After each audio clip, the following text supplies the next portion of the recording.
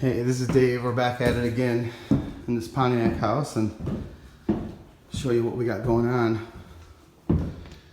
So one of my videos I was showing you how this floor was sagging way down, and I don't know if this video picks up on it, but you can see now it's pretty much flat.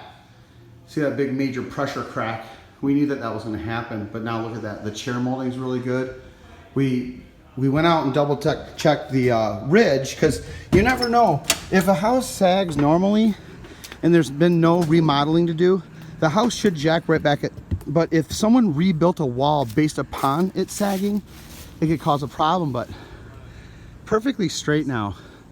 There was a little dip even in here, just slightly. It didn't show up too much in the roof, but now that we've jacked it up, it looks really good. But we'll show you what we did down there and a little update on the concrete too. But I knew this as soon as I got this house back, just looking at this, the way this door is operating. I mean, look at this. It's just shot. It's time. And Justin and I, over the last day and a half, we tore out this floor. They had 2 1/4 inches of full floor, but now you see we took it down to where now it's 3/4 of an inch below that floor. So now if you add 1/2 inch hardy backer board and 3/8 tile, I mean, you're pretty much right there. Usually you end up being right at about flood. Like the tile usually ends up being slightly higher by like a 1/16 of an inch. So that'll work out good. But you can see in here now, we don't have this jack perfect. If anything, we went up a little bit higher than we were supposed to. And some spots were kind of questionable, so we might have to jack up a little bit more to get it right.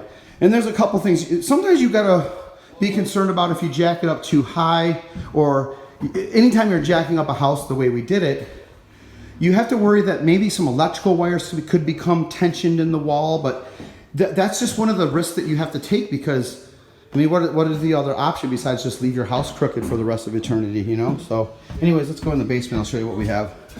These are temp walls, so they don't look pretty,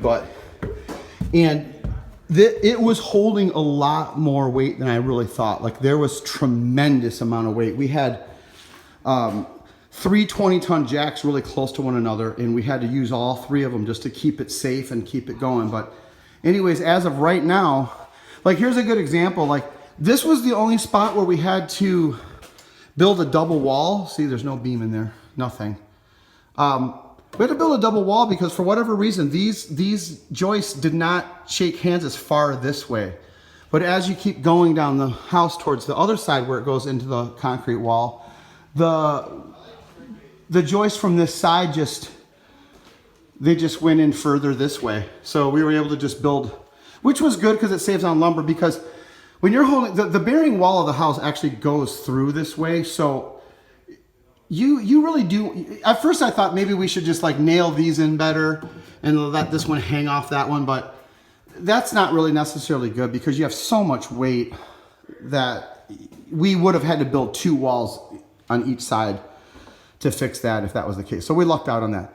And I can't remember, but in the last video, I think I did show the finish of the concrete. So we haven't popped the front part off. We just figured let it set up longer. There's nothing pressing to pull that off. And before I start popping that, I want to make sure it gets a little bit harder. So we'll probably we might not even pop this off until near the end of the project here. So anyways, that's the update. It's always exciting when you get to jack up a house. And in some of the point loads, like, you're going to have a lot of pressure where the stairwells are. There's a lot of, on these front point loads, anytime you have a stairwell cavity going through a house, you always have a lot more weight on those. So we just use these L-bucks where we could, and then we just diagonaled with a little center brace here, just so we could still get here, because that's the predicament we were in.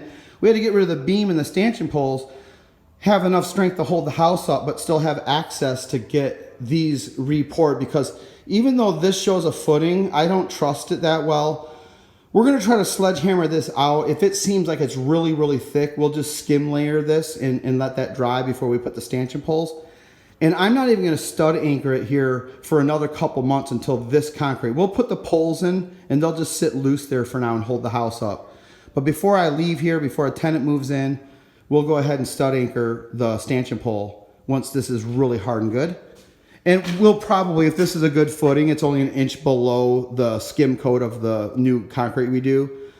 So we'll just go ahead and make sure we have stud anchors that go into that original footing. Now right here, what I think with this house, we had one stanchion pole here, and then they literally had just one here that was rusted clean through. So I believe that there's no footing here or here because they just had 4x4 sitting here. So I have a feeling that there's not going to be any footing under here.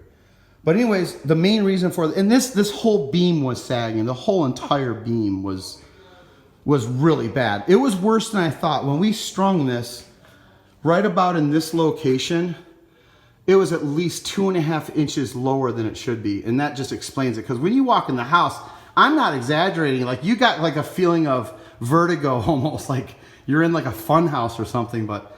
And this is interesting too. You know, once we took the beam out, this is just a big deep hole that goes under this entire porch.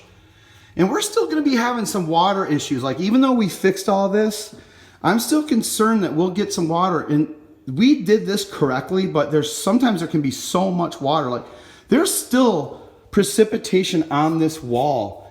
And it concerns me because these other 3 walls are pretty dry. And so what I think is going on is when it's raining, because we just got a lot of rain over the last couple of days, this porch literally slopes this way to the house, and we don't have a gutter on it.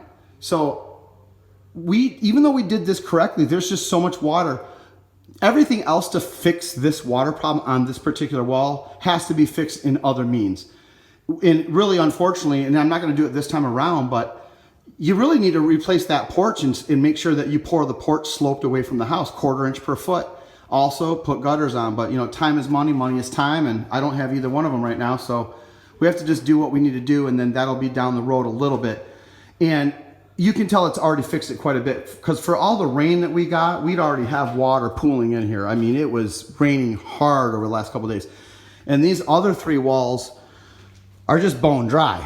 And we definitely have water in this sump pump area. There's lots of water sitting in there, and it's going to get to the point eventually where I'm going to have to put this in soon to get that pumped out. But anyways, that's the update. It's Friday. It's always a good time when it's Friday. This is Dave signing off.